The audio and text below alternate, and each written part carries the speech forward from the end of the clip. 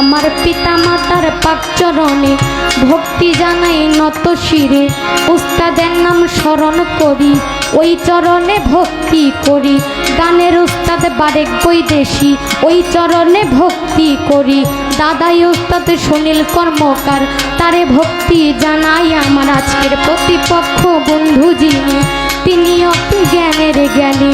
ফকির চান নামটি জানি, ওই চরণে ভক্তি করি। সহশিল্পী আছেন যারা, আমার সালাম নেবেন তারা।